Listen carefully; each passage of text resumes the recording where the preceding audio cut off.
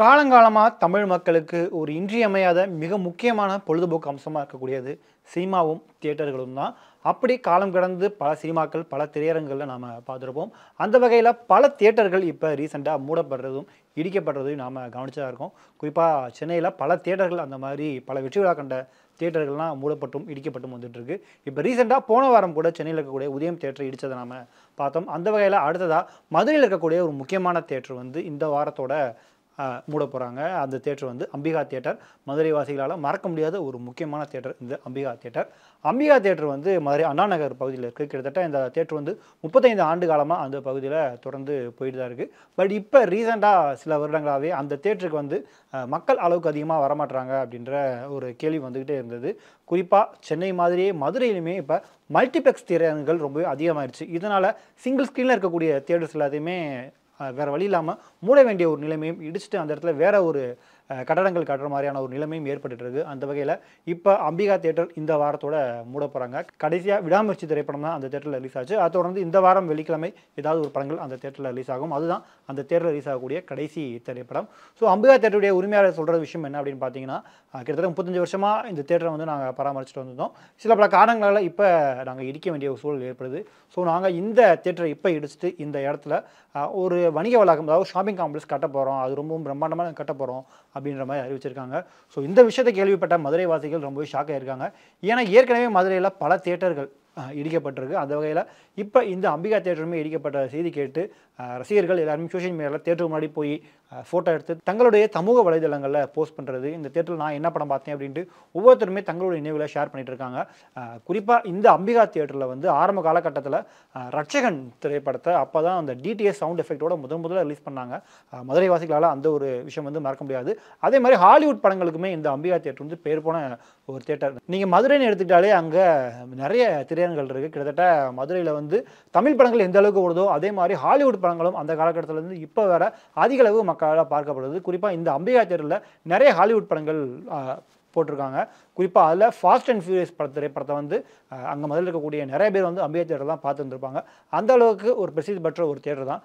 குறிப்பாக தமிழ் சினிமாவில் வெற்றி விழா கண்ட படங்களான பாட்ஷா, ஆலவந்தான், வாலி, கில்லி, தூள், ரன், அலைப்பாயுதே இந்த மாதிரியான படங்கள்லாம் அந்த தேட்டரில் 100 நாட்களுக்கு மேலே ஓடி சக்கப்போடு போட்டது தான் உண்மை. பட் இப்போ ரீசெண்டாக தான் அந்த தேட்டருக்கு கூட்டம் வரதில்லை. காரணம் மதுரையில் இப்போ மல்டிப்ளெக்ஸ் கலாச்சாரம் அப்படின்றது அதிகரிச்சிருச்சு. ஃபார் எக்ஸாம்பிள் இப்போ கோபுரம் சினிமாஸ் ஓப்பன் பண்ணியிருக்காங்க. வெற்றி தேட்டரை ரெனோவேட் பண்ணி அதையுமே ஒரு ஷாமிங் காம்ப்ளெக்ஸ் மாதிரி ஒரு மல்டி ஸ்க்ரீனாக மாற்றிட்டாங்க. வெற்றி சினிமாஸும் மாட்டுத்தாமிலே ஒன்று இருக்குது.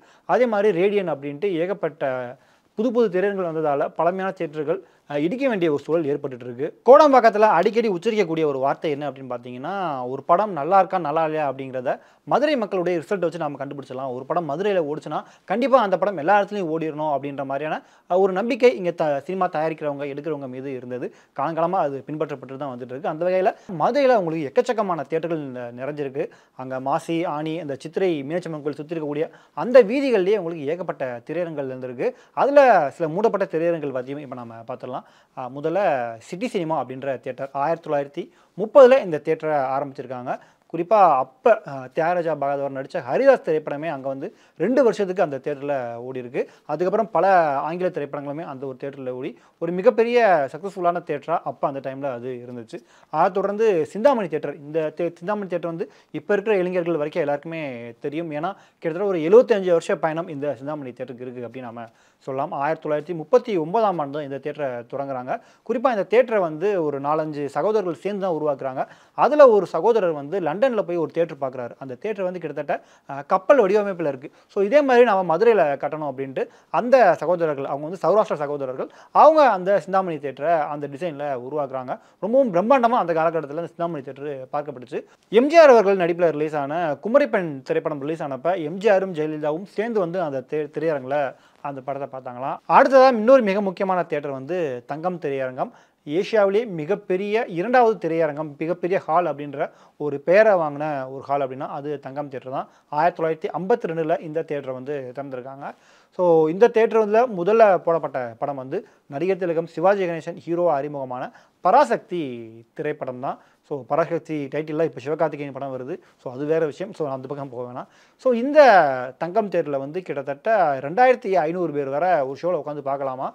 கிட்டத்தட்ட அந்த தங்கம் தியேட்டரில் வந்து ஒரு படம் வந்து 25 நாள் ஓடிடுச்சுனாலே அது வெற்றி படம் தானாமா. அதாவது 25 நாள் தங்கம் தியேட்டரில் ஒரு படம் ஓடிச்சுன்னா அது 100 நாள் ஓடினதுக்கு சமம். அதே தங்கம் தியேட்டரில் ஒரு திரைப்படம் 100 நாள் ஓடிச்சுன்னா அது ஒரு வருஷத்துக்கு ஓடினதுக்கு சமம் அப்படின்ட்டு தயாரிப்பாளர்களே கெஸ் பண்ணுவாங்களாம். குறிப்பாக அப்போ இருக்கக்கூடிய தயாரிப்பாளர்கள் தங்கம் தியேட்டரில் தங்க எங்கள் படம் எவ்வளோ நாள் ஓடி இருக்குது அப்படின்னு கேட்டு தெரிஞ்சுக்குவாங்களாம். அந்த அளவுக்கு ஒரு மிகப்பெரிய தியேட்டர் தான் தங்கம் தியேட்டர்.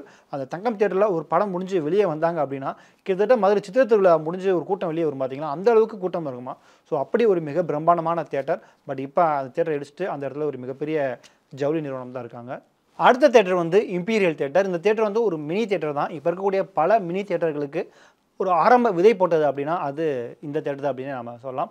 இந்த திரையரங்கில் நிறைய படங்கள் திரையிடப்பட்டிருக்கு. குறிப்பாக நிறைய ஹாலிவுட் திரைப்படங்களும் திரையிடப்பட்டிருக்கு. என்ன இந்த தியேட்டருக்கு போனால் கண்டிப்பாக நாம் மூட்டைப்பூச்சி கடி வாங்காமல் வரமாட்டோம். அந்தளவுக்கு பிரசித்தி பெற்ற மூட்டைப்பூச்சி கடிக்கு பிரசித்தி பெற்ற ஒரு தியேட்டர் அப்படின்னு சொல்லுவாங்க. குறிப்பாக கொஞ்சம் நீட்னஸ் இல்லாமல் இருக்கும். ரொம்பவும் சின்னதான ஒரு தியேட்டர் தான் இந்த இம்பீரியல் தியேட்டர். இந்த தியேட்டர் 1980லேயே மூடிட்டாங்க. அதுக்கப்புறமா சென்ட்ரல் தியேட்டர் எல்லாருக்குமே தெரியும். மீனாட்சி அம்மன் கோயில் பக்கத்துலேயே இருக்குது. இப்போ வரை அந்த தியேட்டர் இருக்குது. பட் பெரிய அளவில் படங்கள் அங்கே ரிலீஸ் பண்ணுறதில்ல. குறிப்பாக எம்ஜிஆர், சிவாஜி போன்றவங்கள பழைய நடிகர்களுடைய படங்கள் ரீரிலீஸ் செய்யப்படுறது வழக்கம் இந்த சென்ட்ரல் தியேட்டரில். ஒரு 75 ஆண்டு பாரம்பரியம் இந்த சென்ட்ரல் தியேட்டர் இருக்குது. நீங்கள் சுப்பிரமணியம் படத்தில் கூட நீங்கள் அந்த தியேட்டரை பார்த்துருக்கலாம். அந்த ஷூட்டிங் வந்து அங்கே தான் எடுத்திருப்பாங்க. நிறைய படங்கள் அங்கே எடுத்திருக்காங்க. குறிப்பாக கேப்டன் விஜயகாந்த், மறைந்த கேப்டன் விஜயகாந்த் அவர்களுக்கு ரொம்பவும் பிடிச்ச தியேட்டர்னா அது இந்த சென்ட்ரல் தியேட்டர் தான்.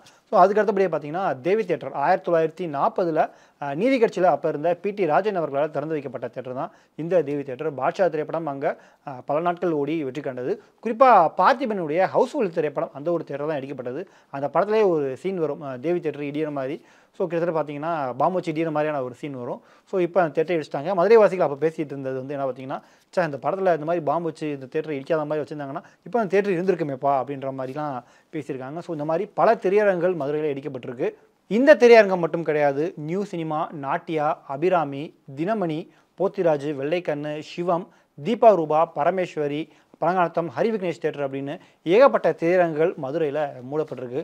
ஸோ இந்த வீடியோ பார்த்துட்டு இருக்கிற மதுரை வாசிகள் யாராவது இருந்தீங்க அப்படின்னா, ஸோ இப்படி மதுரையில் நிறைய திரையரங்குகள் இடிக்கப்பட்டிருக்கு இல்லையா, இதில் நீங்கள் ரொம்பவும் மிஸ் பண்ணுற ஒரு தியேட்டர் என்ன அப்படிங்கிறத மறக்காமல் கீழே கமெண்ட் பண்ணுங்கள்.